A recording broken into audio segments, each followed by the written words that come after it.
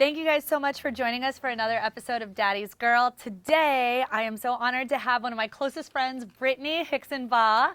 I know Brittany because she is just the cycle extraordinaire at the gym that I go to, and she's actually the person that made me fall in love with spin class because before I was just like, I don't know how people do this for 45 minutes to an hour without their butt like cramping up. So I have Brittany with me today, and she's going to share her story, and I'm just so grateful to have you here. Thank you. Thank you so much for having me. I'm excited. Yay. Well, let's just dive right into this, all right? So, Brittany, share with me what it was like growing up being a daddy's girl.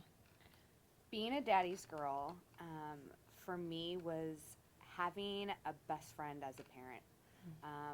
My dad was my absolute best friend, and I feel like whatever I did, he was into. Whether it was tap, jazz, ballet, he was into tap, jazz, ballet. That's so cute.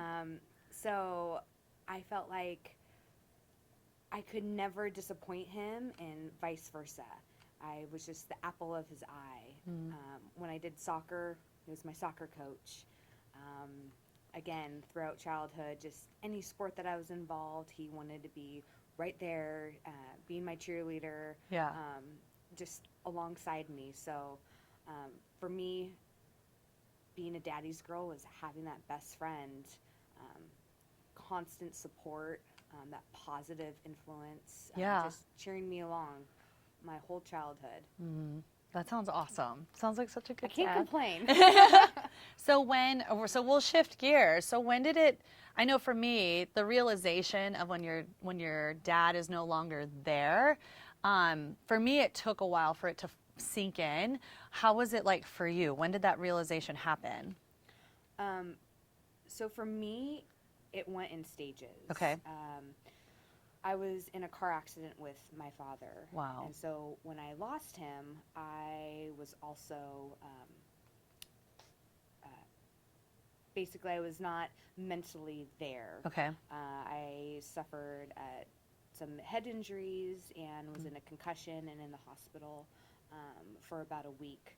So when my dad and I were in the car accident, I didn't know that he had passed away. Wow. I found out that he had passed about 24 hours after the accident, and that was because I was so persistent on where my dad was and if he was okay. So the normal healing and grieving of what comes after that, Yeah. I didn't get to experience that. I felt like I was robbed. I went into just going into this new life of no dad, heavily medicated, dealing with my own physical and mental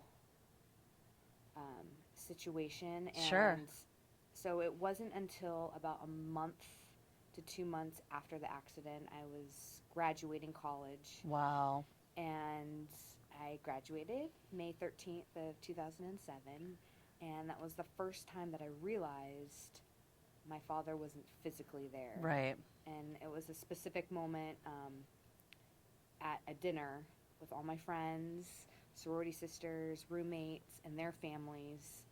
And that moment of not having that fourth person in my family at the dinner table, celebrating and cheersing. And so that was the first time that I realized he is no longer here physically.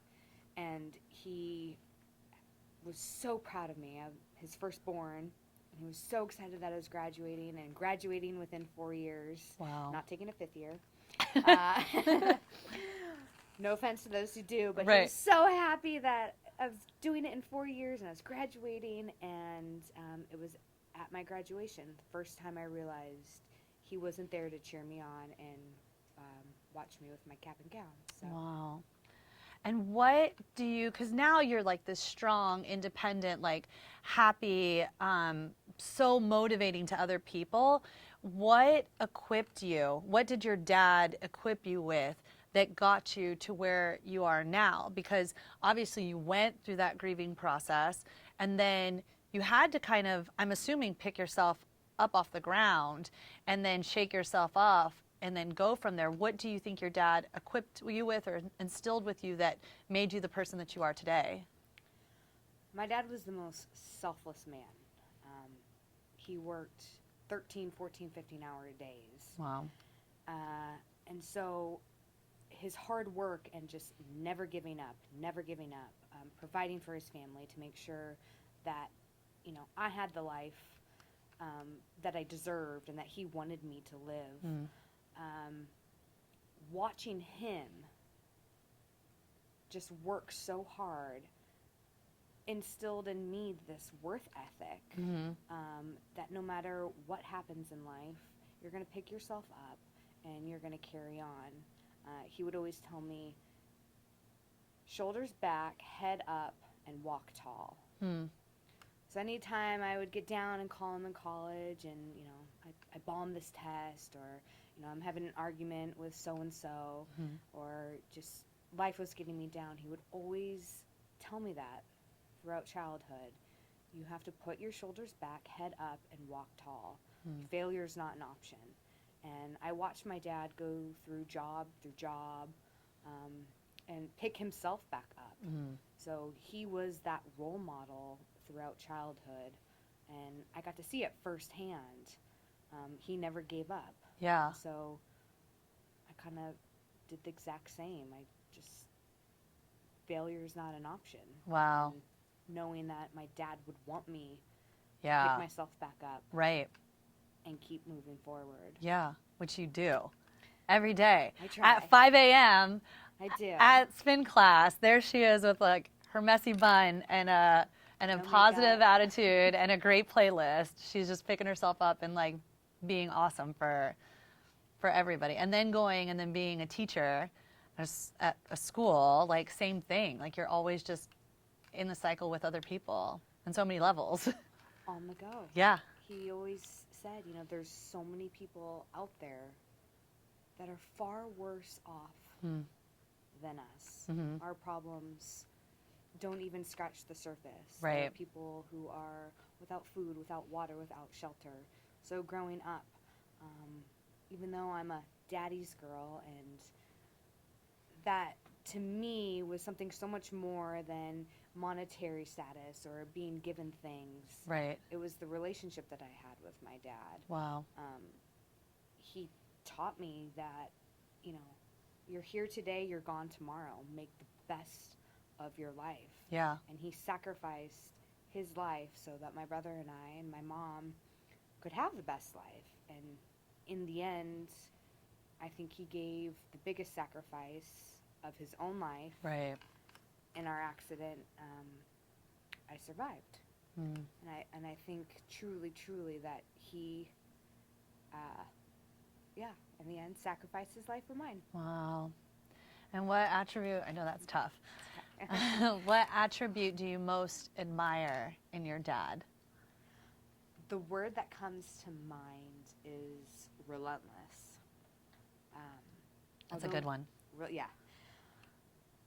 Because he was relentless, and now I see how relentless I am. And he, no matter what he was faced with, losing a job, he would not take no for an answer.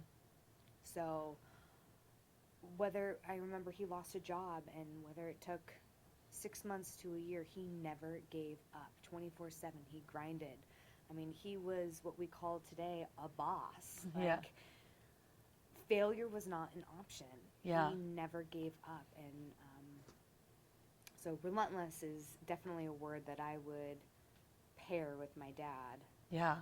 That's a good one.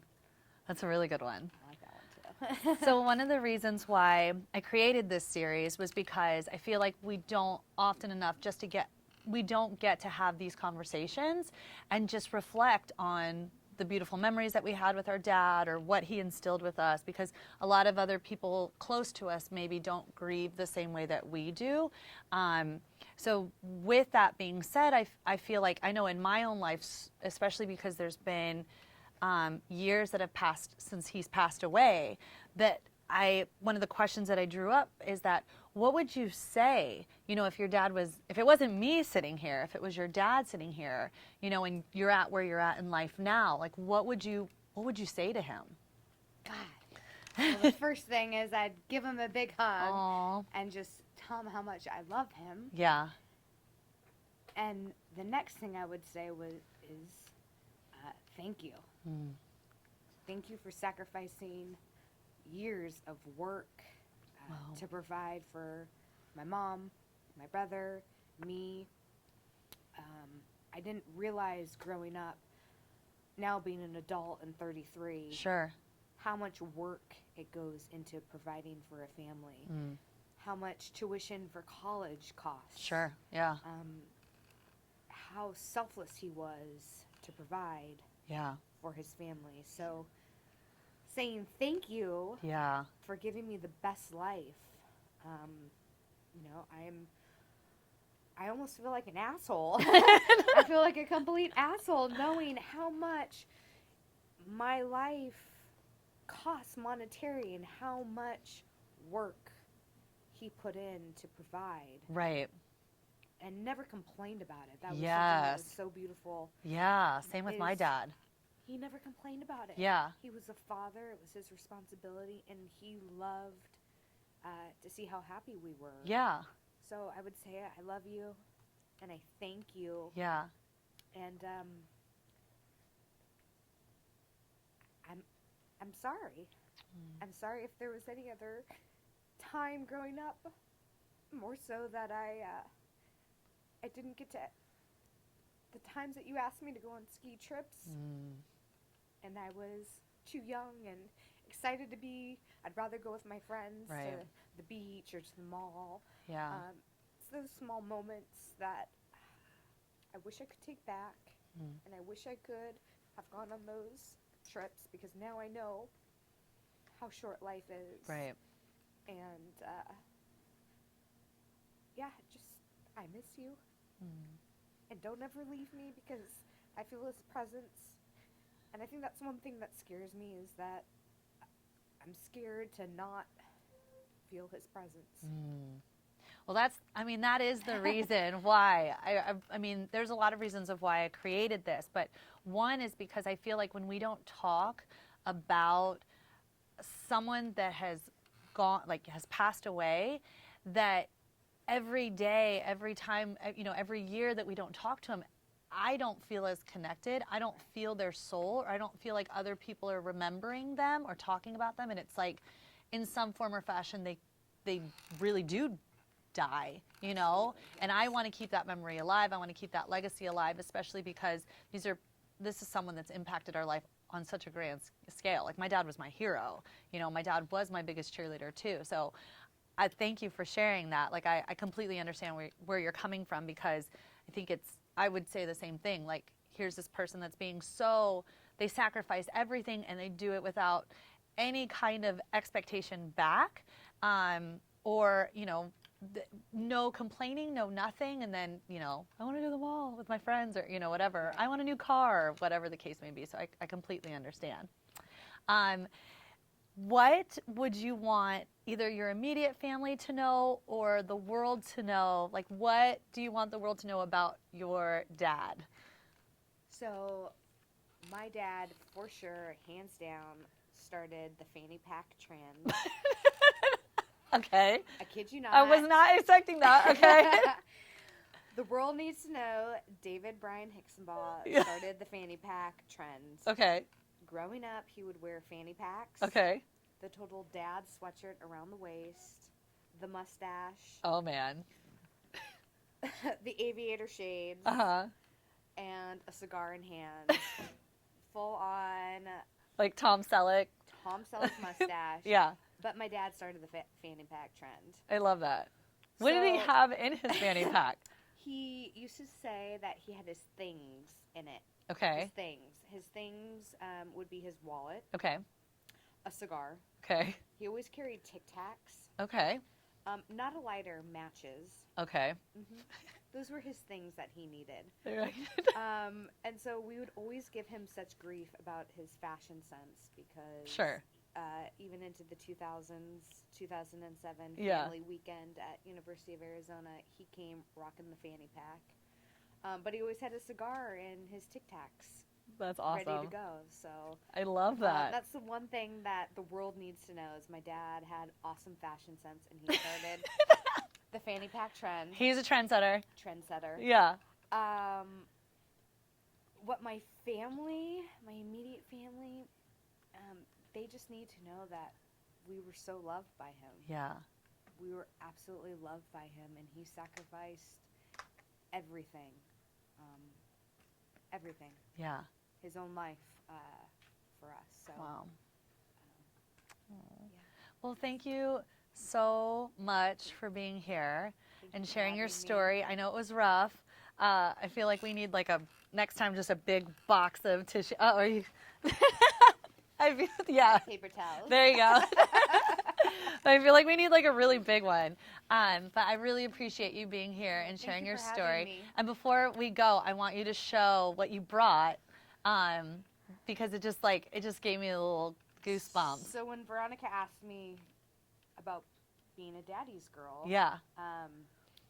my last Christmas that I got to spend with my dad, I had this wild idea to make him a coffee mug, because waking up every day to my dad, grinding coffee and making his coffee at 4 a.m., Yeah. running down, getting the newspaper, could smell the coffee, I could hear him, get the newspaper, run upstairs, and I thought, I'm going to make him a to-go coffee mug. And so December of 2006, I made him a Daddy's Little Girl coffee mug, and it's all worn out because he put it in the dishwasher like you were not supposed to. There's even coffee stains left, but all his favorite pictures of me growing up, and That's so cute. my favorite pictures together. So I just thought it was Yeah. so symbolic and ironic that I had something physical that said Daddy's Little Girl. I love that. And yeah, he only got to use it for